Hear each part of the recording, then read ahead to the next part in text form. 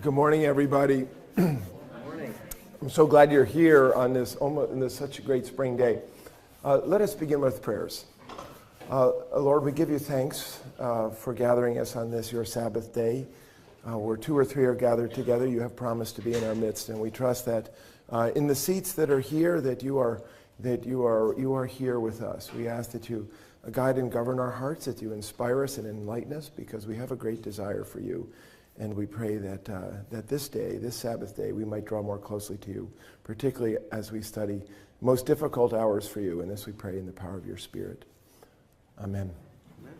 So I'm really, really touched every time I show up and you're here. It's way better than when you're not being here. So today we're going to speak about the trials, Jesus' trials. And I just want to frame that a little bit for you to say that in the four Gospels, again, we have sort of parallel stories that have that have many crossovers, but they have also many differences, and some of those differences are nuanced. They're and some of them are fairly substantial.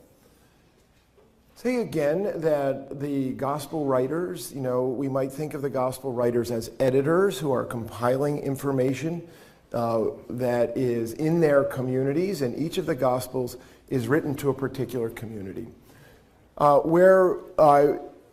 During the season of Epiphany, Justin spoke, and you all studied Romans. Remember that Romans is a letter that came from one person to one community, and we know of the person and we know of the community.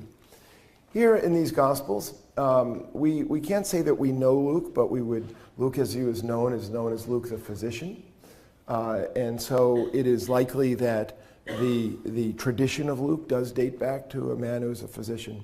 And remembering again that Luke's Gospel is written beautifully, it's incredibly crafted.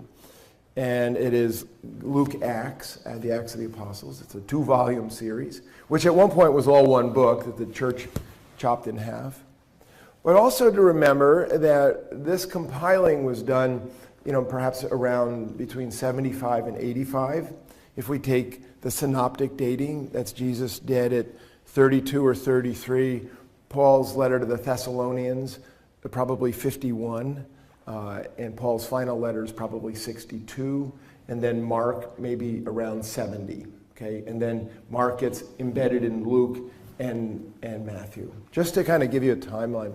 And so in the communities, you have the Markan material. You have a thing called Q, which Quell, German, that means source. So there's clearly a source of the sayings of Jesus that we don't have, but it shows up in Luke and in Matthew. You can say, oh, that's here and that's here. So we can build backwards into this. And then you have out of their community other things that were just in the water. And I might say that it's a little bit like if you're in this community, there are stories about Grant Morrill and the Reredas, right? And I used to serve in the Kent School, and there's a lot of stories about the Pater, right? Father Sill, the monk who started the Kent School. These aren't written down, they're just handed off. That nobody wrote them all down. I used to say someone needs to write the unwritten story, right? That's where because there's a lot of really steamy stuff in the unwritten story that nobody would ever write down, right? That's why it's not written down. And the reason I'm bringing this up now is to say that what actually happened to Jesus, what did happen to Jesus, what is the exact thing that happened to Jesus is actually harder to figure out than we want it to be. And that there are theological movements that go like this. They're kind of like a stream, but it changes directions. And as you know, in a river, there's many different streams within streams. And then there's a mega movement.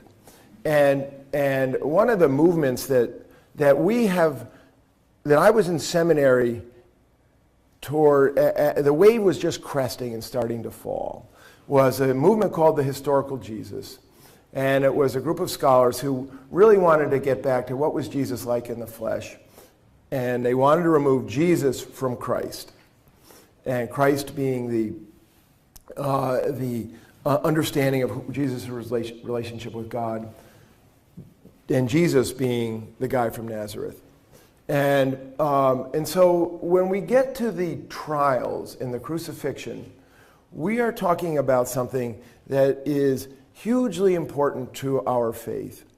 And it takes a large portion of the scriptures of the New Testament Gospels. And one of the reasons for that is they're trying to figure out what did it all mean, right? So we're still trying to figure out what it all meant. And Paul in Romans had a whole theory about what it meant, right? You know, that whole thing about righteousness and justification and why did Jesus die? And John 3:16, right? You know, everybody's trying to sort of figure out what this dying thing was about. Why was the Messiah killed? And was the Messiah killed in a just system? Because we're about to look at Jesus before different systems of power, right? So Jesus meets with the Sanhedrin. In a moment, we're going to take a look at the Sanhedrin. Jesus meets with Pilate, who is the Roman governor, the Roman prefect. And then Jesus meets with Herod Antipas. So this is not Herod the Great. This is Herod the Great's son. And who rules the area in the Galilee. And those of you who have been to the Holy Land know that Jerusalem and the Galilee are 70 or 80 miles apart, probably.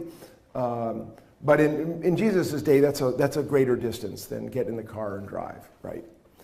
And it has a very, very distinct way of being. You heard it.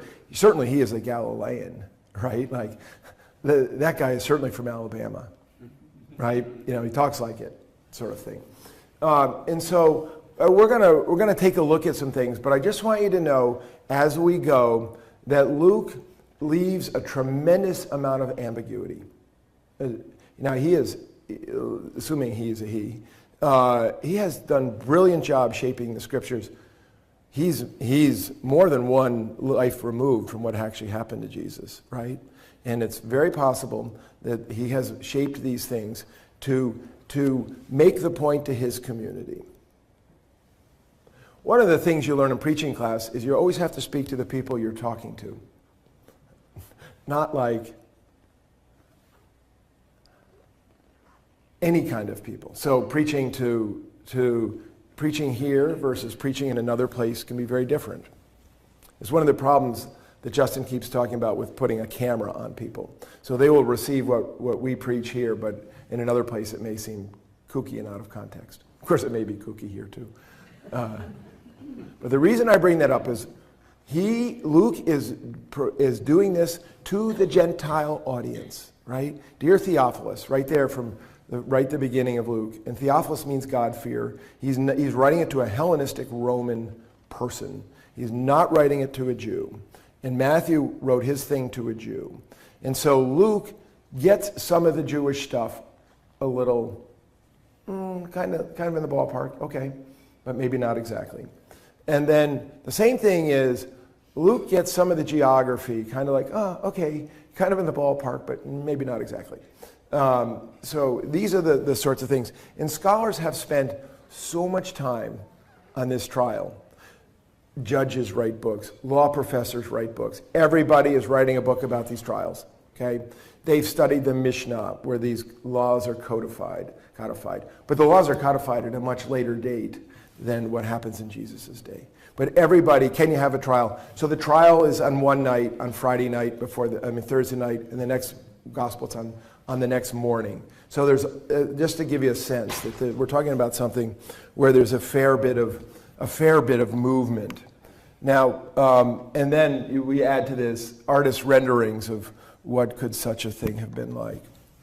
Just to frame this again, this is what we would say. So we went from the Last Supper to the agony in the garden, the arrest in the garden. This is what we did last Sunday. And now we have trials, okay? Religious trials, if you put all the scriptures together, you get Annas and Caiaphas and the Sanhedrin. Annas and Caiaphas, the chief priests. And then the secular trials with Pilate, Herod, Sorry, I've done Pilate there twice, sorry.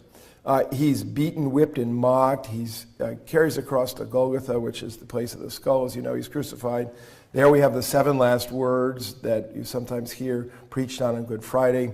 There are witnesses, women and the beloved disciple being the only man there. He's on the cross.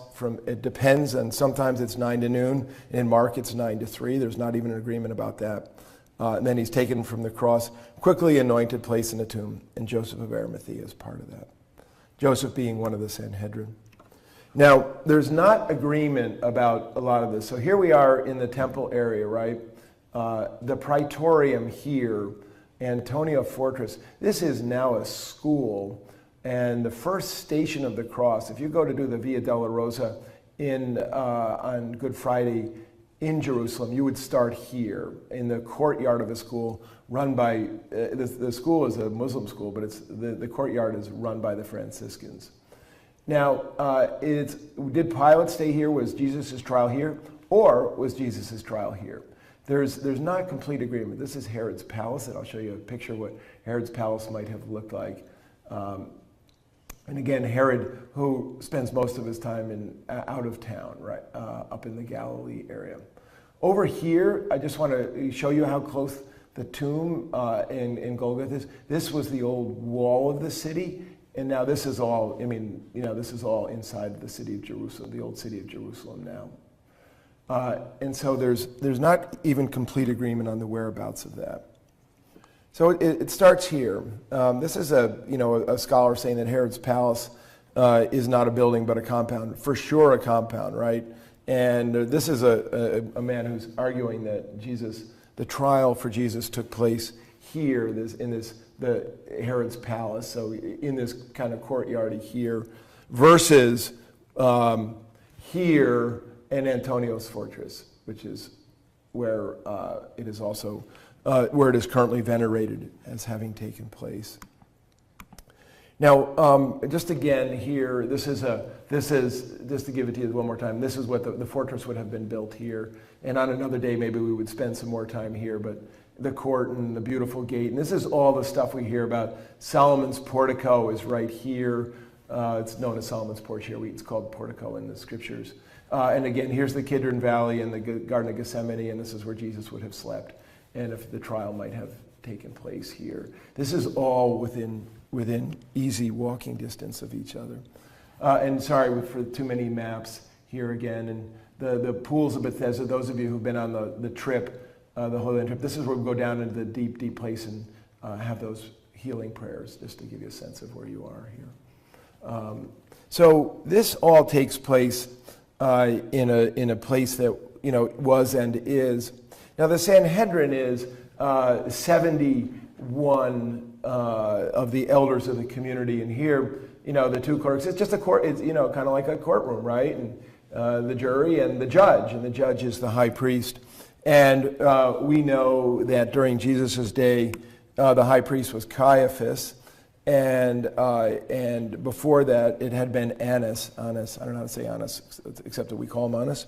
And that when I was in seminary, they were building a housing apartment, and they stumbled on a tomb that they believe was Caiaphas' tomb because it said Caiaphas on it and a high priest, and the carbon dating went right back to the time of Caiaphas. So, again, it's one of those exciting, dig a hole and find out biblical archaeology is alive and going. Okay, so here we go. When day came, so now that means we're on Good Friday, right? We're on Friday. The assembly of the elders of the people, both chief priests and scribes, gathered together, and they brought him to the council. They said, "If you are the Messiah, tell us." He replied, "If I tell you, you will not believe, and if I question you, you will not answer. But from now on, the Son of Man will be seated at the right hand of the power of God." Now all of them asked, "Are you then the Son of God?" He said, "You say that I am." Then they said, "What further testimony do we need? We have heard it ourselves from his own lips." Then Jesus, hang on a second. No, let's leave it here for 1 second. Let's just leave it for a moment. Jesus before the council. So again, in one of the scriptures, this is on Thursday night, And now here we have it on Friday morning. And at issue is, are you the Son of God? Because that's the blasphemy question, right? And if you are a blasphemer, there's a lot of research done about whether or not the Sanhedrin can put you to death. And the general consensus to that is yes, but that they couldn't put anybody to death because the Romans ran the show, right? So Herod and the Sanhedrin, they all exist underneath the Roman power structure. And that being put to death may have been hanging from a tree, is what they call it, or being stoned to death. We see, stoning to death as a way in which executions were done. Anybody with, okay, there we go. Warm up, action. Anybody with a thought? Yeah, so here. He doesn't answer, I am. He says, you say I am. Yeah, okay, so this is where we're headed. Remember when I started off by saying, welcome to the world of ambiguous? So Jesus, he doesn't say I am, he doesn't say I'm not. He leaves it completely ambiguous. So there's a lot written about this. Is this a sign of Jesus' courage? Is it a sign of his contempt? Is it a sign of his absorbing the providence that he believes he will be killed, and so he does this? In antiquity, there's all kinds of famous last speeches. Look at Socrates and all Aristotle spent a lot of time talking about Socrates, and his final speech where the great philosopher was killed and he gave the last speech. But there's no final speech from Jesus here before his accusers. His final speech is the Last Supper with his friends. So totally ambiguous. And yet they hear what they want to hear. Well, that's okay. So thank you for that. So they hear what they want to hear. One of Jesus' issues is they're going to hear what they want to hear. I mean, this is eisegesis. We're laying that on Jesus, right? Because the scriptures do not tell us exactly. This could be perceived as a personal insult to them. You say that I am. Oh, yes. He's mocking them rather than incriminating himself. Okay. Is Jesus insulting the powers? You ever say something to one of your kids and you get the whatever response? And what's your initial reaction? I think I'll have to kill him. Yeah. This is being recorded too. You get what I'm talking about. There's nothing worse than the whatever response, right? Sometimes it's better if someone pushes back on you, but you get the old shoulder shrug, like, yeah, okay, you say so. And, okay, I mean, could be a divine whatever.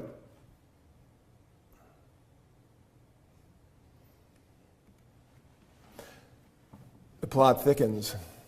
Then the assembly rose as a body. Okay, that's all of them together. This is different. Then the assembly, the Sanhedrin, rose as a body and brought Jesus before Pilate. They began to accuse him, saying, "We found this man perverting our nation, forbidding us to pay taxes to the emperor, and saying that he himself is the Messiah, a king." Then Pilate asked him, "Are you the king of the Jews?" He answered, "You say so." Oh, here's a picture of Jesus before Pilate.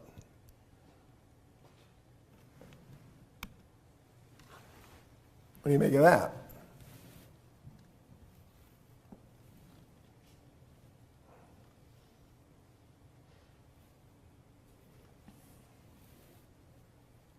Still, they're just saying and hearing the things that they need or want to say. Okay, so. Forbid them to take action. Okay, yeah, that's what thank you. So are the accusations true? Right? We found this man perverting our nation, forbidding us to pay taxes to the emperor. What did Jesus say about paying taxes? Render unto Caesar, right? And saying that he himself is the Messiah, a king. Yeah, can anybody point out where Jesus said, I am the Messiah?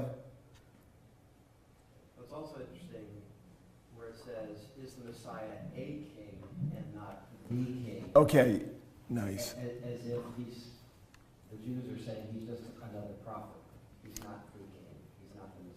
Okay, so yeah, thanks, Rick. So nowhere does Jesus say, "I am the Messiah."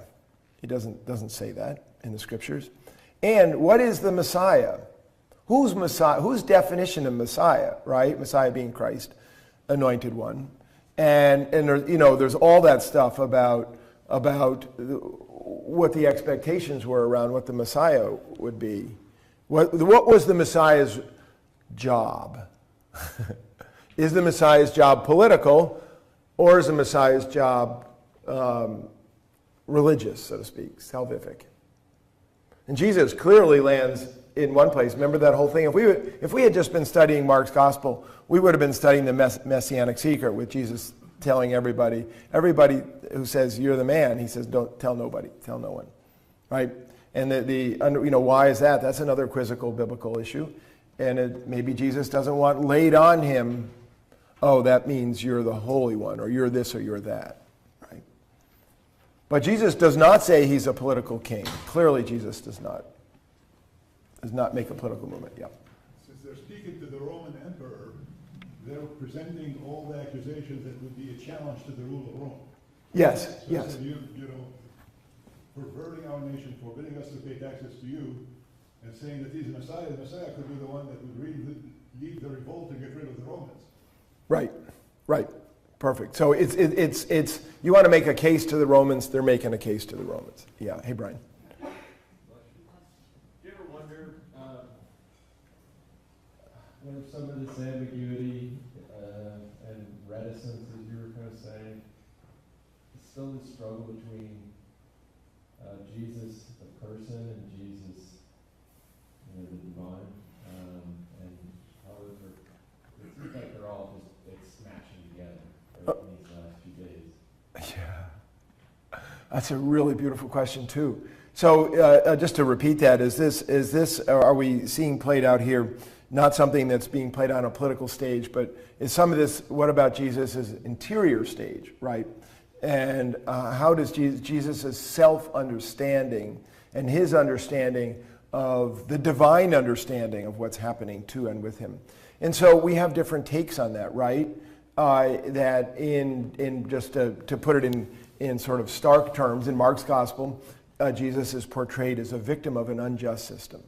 And my God, why hast thou forsaken me? The first line from Psalm 42, that's one of the 7 last words on the cross.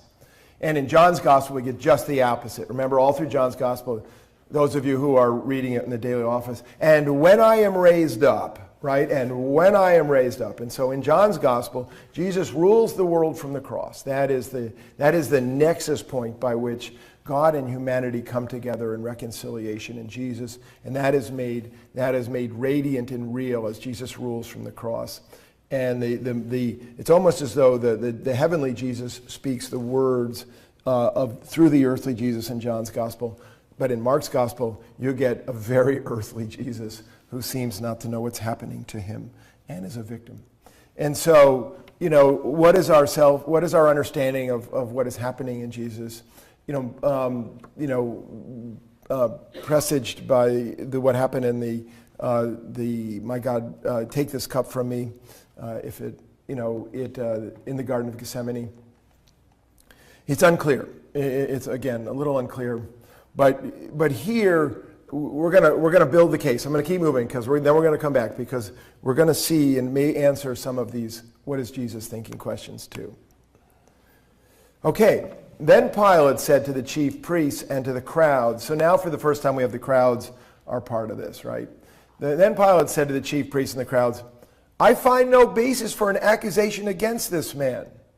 But they were insistent and said, he stirs up the people by teaching throughout all Judea, from Galilee where he began, even to this place.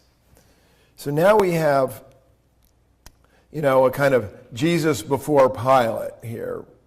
Look, and he stirs up the people. This, let me just, if you can see this in the artwork, this one. This is a kind of, he stirs up the people. Pilate thinking, Jesus, like standing for him like, really? Okay, and here's the crowd stirred up. Finger pointing down to Jesus. Roman soldier with a pike. undoubtedly high priest, right here.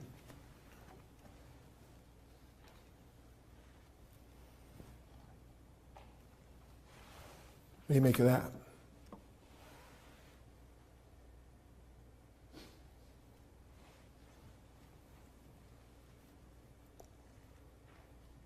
of refocuses us back onto religion and faith, and the conflict between what Jesus was saying and what the Jews believed. So we're back in the conflict of now we're the question of faith, the essentials of their religion, right, are at odds, but Pilate, who is a secular authority, right, no basis. So Pilate starts off. This is the first time you're going to hear Pilate say, "I find no basis for an accusation," and then stirs up the people. Now that's the response to no basis. Now he's stirring up the people. That's something Pilate does care about, because there's one thing the Romans like is control. Yeah, Jill? Well, the word, it always says that, Pilate never said that he was guilty of anything, but I guess he was in charge, so, the buck stopped with him, and the crowd was the people, they were the people who really said, crucify him, but Pilate never said that. Okay, it's exactly where we're headed, right where we're headed. And had we been studying one of the other Gospels, we might have gotten more. Yes, Zuhair? Pilate says, I don't find any basis, even though the accusations were presented as a threat to the Roman rule. He says, I don't believe you. I don't see the evidence. Yep. When Pilate heard this, he asked whether the man was a Galilean, and when he learned he was under Herod's jurisdiction, he sent him off to Herod, who was himself in Jerusalem at the time. When Herod saw Jesus, he was very glad, for he had been wanting to see him for a long time, because he had heard about him and was hoping to see him to perform some sign. Now, let me just see what this. I can't help show you that. That's a picture from John's Gospel, as Elizabeth pointed out when you were looking at this, Beth. I just love this picture, because you get a very different Inquisition in John's Gospel. But let's stay here. I read a letter 2 days ago online, in which it was a letter from Pontius Pilate, Tiberius, and it was a secular document. The letter was supposed to be a copy of it in Washington, where he says how compelling this man Jesus Christ was, but that he was an upstart in describing what his people had said about him politically. Have you ever heard of this letter? No, I've never heard of that letter. Boy, I would think if that was a genuine letter and not a deutero letter, a letter written in Pilate's name at a later date, that would be splashed all over every textbook that every Christian ever received talking about the story. But I do not know of the letter. No. Yeah, Robin? It seems to me that they've gone from accusing him of talking about taxes and political things to now a sign and a teaching. So that's very different. What is he teaching? They don't talk about what he's teaching, or they don't talk about the sign that he wants to see. So it's two different realms, I think. So, as we move forward, one of the things that we're going to see is that, remember what I started off by saying Luke's perspectives? And we are going to see, as this thing unfolds, that Pilate is going to come out looking pretty innocent. Not completely so. And Pilate is one of the most famous people of all time. Think about the number of Christians there have been in the world who have said the Nicene or the Apostles' Creed. Suffered under Pontius Pilate. As a little kid, I knew who Pontius Pilate was. Right? I didn't know anything, but I knew who Pontius Pilate was, right? And so, suffered under Pontius Pilate. It looks here like Pilate is trying to punt. So sometimes there are real problems in my family that come to me, and I always say the same thing. Call your mom. Exactly, Susan. That's exactly it. If it's really And then if it's a real problem, it comes back and we have to tackle it here. But I always say I punt. I'm a man. First thing I do is punt to my wife. Is Herod a Roman or a Jew or what? Okay, so Herod Antipas is Herod the Great's son. He is a Jew and he's not a nice man. His father was not a nice man, and they called the Tetrarchy. They broke Herod the Great's territory into 3 portions, and he got the northern portion. And the letter you just said, Pilate wrote the letter to Tiberius. So Tiberius is Herod Antipas's brother, who got one other portion of it. And I'm forgetting the name of the third brother, who also controlled a portion. These are puppet rulers. They rule the people. They don't have ultimate power, but they exercise great authority. The double oppression. There's a Jesus story Sunday, Monday night that just started last week, but the TV show started last week. And it showed that Herod was sent off to the north where he didn't want to be. And then when John the Baptist came in and told him if I'm marrying his brother's wife, Yeah. and then he was imprisoned, and it really wasn't Herod who wanted to kill John the Baptist, but his wife and his whatever. Yeah. So Herodias. Yeah. he was these women, and now these people are forcing him his hand. Okay, thanks for that. So Herod is a really complicated character in the scriptures. He is not a one-dimensional, I'm going to cut your head off kind of guy. Okay, so he's the guy who throws the party earlier in the scriptures and is drunk and has his brother's wife, who he's married, Herodias, who have a daughter named Herodias, dance. She's clearly a kid, a teenager. He is so smitten, he says, anything, even half of my kingdom kind of thing. And the mother says, John the Baptist's head on a platter, right? And Herod is crushed by this, and Herod is freaked out that he thinks that Jesus is John the Baptist raised from the dead. He knows about Jesus' miracles. He wants to see one of them. So there is a very complicated character here. One of the things that Luke's take of this is so spare and so sparse compared to some of the other, that we don't get a lot of details here. But Herod is definitely a complicated character. And he had John the Baptist's head come in a platter. He has authority, he has power. So, this is before Herod. He questioned him at some length, but Jesus gave no answer. The chief priests and the scribes stood by, vehemently accusing him. Even Herod with his soldiers treated him with contempt and mocked him. Then he put an elegant robe on him and sent him back to Pilate. That same day, Herod and Pilate became friends with each other. Before this, they had been enemies. So here they are. This is Herod and Pilate becoming friends. Okay, so Herod doesn't know what to do with him, so he sends him back to Pilate. You get Jesus as the ultimate pass the buck moment here, right? And it looks like they just beat him up.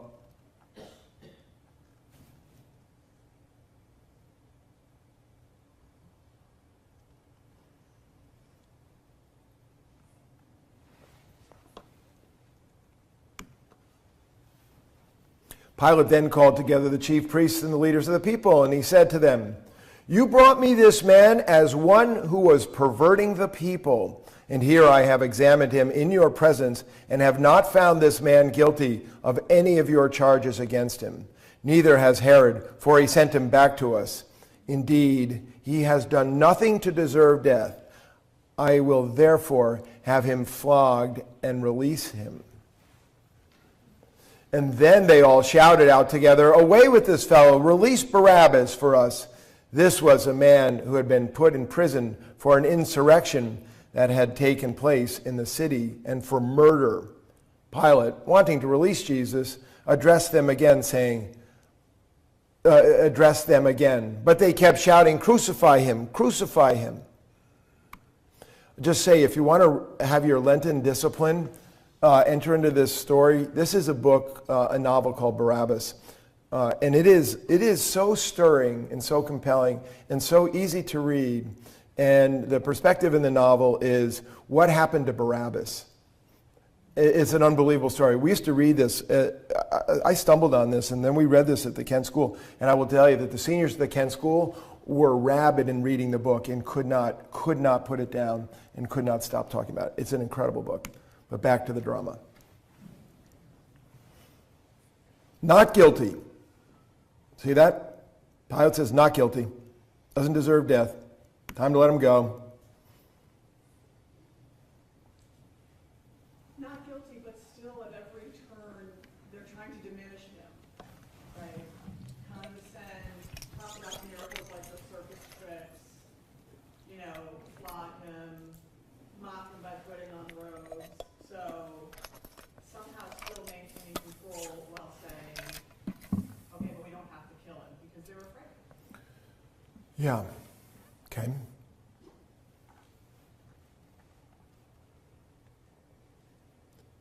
I wonder what is meant by them becoming friends.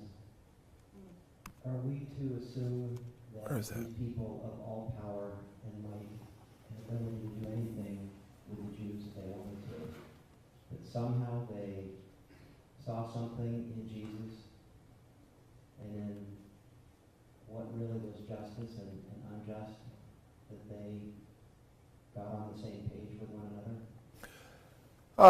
Again, Rick, this is why you should write a commentary. Let's just say that's not in the scriptures. I think that that it's possible that they're doing business together, perhaps relatively speaking, for the first time. As it unfolds here, we see again that, what can we say about what the scriptures say? We can say for sure, how is Luke shaping this? Because all the gospel writers are shaping something, just like when you tell a story about your family, you shape it. That the Hellenistic people are not guilty. The Jewish people are guilty, and Jesus is innocent. This is something that you can say comes out of the story. How are we to understand this? Well, it would seem to be to understand it that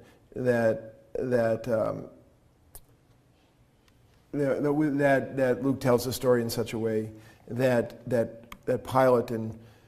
Pilate comes out looking good, the elders don't look good, the crowd doesn't look good, and Pilate in the end looks like a wimp.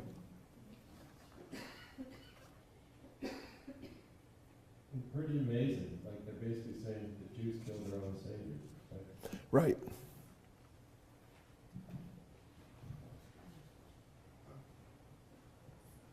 Somewhere in the past, I heard a theory of this. This was written in this way to not put the blames on the Romans, because there was an interest to turn the Romans into followers of Jesus. Correct. So, there's politics for why it's presented, who's guilty and who's not guilty. Yeah, this is back to my initial comments about preaching and who your audience is, that the audience trying to convert the Hellenistic God-fearers. A third time he said to them, "Why? What evil has he done? I found in him no ground for the sentence of death. I will therefore have him flogged and then release him." But they kept urgently demanding with loud shouts that he should be crucified, and their voices prevailed. So Pilate gave his verdict that their demand should be granted. He released the man they had asked for, the one who had been put in prison for insurrection and murder, and he handed Jesus over as they wished. So just to say, in the other renderings of this story, we have that Pilate is on the judgment seat, and anything that Pilate says on the judgment seat is law. That's one. Two, you may remember that Pilate's wife gets into the act and says, "I've had a dream about him. Have nothing to do with this man." Remember all these things? And so when we begin to look back on this, what sort of things might I started to begin with the historic the historic Jesus movement, what kind of conclusions do they draw when they look at this? Well, one of the conclusions they draw is that this actually happened, that Jesus did visit with these different rulers, that Jesus did not give clear answers, that he did not give clear answers. All the Gospels are clear about that Jesus did not give. Jesus gave maddening answers, let's put it that way. Did not defend himself. And then why did all this happen, and how did the early church understand it? Well, they understood it in terms of Isaiah, which was the suffering servant, right? And in chapter 42, this will be a reading on Good Friday about how the servant that is sent from God is going to suffer, and that servant is going to be mocked, and that servant is going to be beaten. All these folks agree that Jesus was mocked and beaten, that he was pummeled, that was part of it. And that's one of the ways when the early church went back to kind of figure out what was going on, that they fashioned onto the suffering servant poems in Isaiah chapter 42 in Isaiah. So, how do they understand, again, how do we understand this? Well, how do they understand this? And what's holy and right about this? Well, if this happened, it must have been God's intent, right? So if you read through, those of you who are reading through the Hebrew scriptures, you see, God's so painful. It's so painful. God is always saying, I'm going to grind you into dust. I'm going to send you off. It's really, just to be clear about it, it's really grisly in parts, really grisly. And it's because their understanding is that God's in total control, and so if bad things happen, God must have intended them. This is the theology where you get this kind of thing. And so we find ourselves that God must have intended Jesus' crucifixion. That's where the church lands, because the church can't make any sense out of it. And so therefore, if God intended Jesus' crucifixion, it must have been for some reason. And what could that reason be? Well, the suffering servant, the sacrificial lamb. Remember, the sacrificial lamb comes from the idea that the community, the sins of the community, have to be dealt with, and so they're collected in the lamb who is sacrificed for their sinfulness. And that this is, how are we going to understand the crucifixion? That Jesus is sacrificed for our sinfulness. This is the church trying to theologize upon the murder of the man they believe was sent from God, right? And then what in the words of Jesus would lead us to believe that? What did Jesus not say that we lay on him later? What did Jesus not say that Paul laid on him later? You get this. It's a many-layered affair. And but we can say that Jesus lived and Jesus was clearly killed on a cross. No question. No question. I'm wondering if there's a significance to third. The cock crowed 3 times. Yeah, it's interesting. The third time he said, I don't think that he's guilty, and then he rose again in 3 days. So. Yeah. Thank you. I had the same thought. That's why I did it a third time. Yeah. Yep. Robin, if you didn't hear Robin's comment, was I want significance of third, all the things that happened in threes. Whatever it is, the story is told, so Pilate comes out looking pretty good. Pretty good. Not great, right? He does not stand up. He's not a stand-up guy. But nobody ever accused Pilate of being a stand-up guy.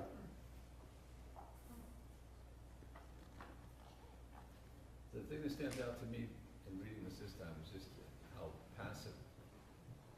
What stands out to me, and what's so mysterious about it, is how passive Jesus is throughout this whole passage. And one thing I can make of it is that because this was preordained, so it's almost like he's kind of watching it. He's in it and watching all these things are happening around him. Yeah. If he had spoken out, or maybe find myself wanting him to say something, do something. Do something. Say something. Yeah. And he doesn't. But if he hadn't, maybe it would have come out differently, but you can't. So Well, yeah, thanks, John. It does. Thank you for saying so. So in John's gospel, Pilate goes back and forth from the judgment seat with the crowd gathered in the courtyard below him to Jesus who's in the back room. And he goes back and he deals with the crowd. He gets back between Jesus. He gets stuck in between Jesus and the crowd. And every time he goes, and this is the line, do you not understand that I have the power to crucify you? And what does Jesus say to him? Whatever. You have no power over me. Just a question, is this typically as the court's rule where Crowds would bring in the individual who's on trial, and then Pilate makes those decisions? So thanks, Kathleen, there's so much written about how did the court system work, right? So much scholarship. How did the Sanhedrin work? The Sanhedrin has, 150 years later in the Mishnah, we find all kinds of codified rules about what is a good trial. And there are rules for trial. And in the Roman way, what are the rules for a Roman way? Well, there are Roman laws, and but as you're a prefect, you're the governor, the Roman governor. There's general agreement that governors can do what they need to do to get the job done. That there are Roman rules. You remember that whole thing in the Acts of the Apostles where they're abusing Paul, and Paul says, well, wait a minute, I'm a Roman citizen. You can't do this to me because Roman citizens have rules, and you can't. And so that means you have to deal with me as a Roman citizen, therefore I deserve a particular type of trial. Also, just crazy scholarship around that. That's one of the reasons in the Acts of the Apostles that Paul ends up in Rome. I remember I used to be a cyclist, and I used to ride with this incredibly fit Presbyterian minister who did his PhD on the question, was Paul a Roman citizen? Because it had to do, if you were a Roman citizen, you got access to all this stuff. And he concluded that no, Paul was not a Roman citizen, which is a whole portion of that's part of what's written into the scriptures. But Kathleen, those rules that we have about trials are rules we have from a later date. Did they exist during the time of Jesus? It's unclear. Did they follow the rules if they existed? It's unclear.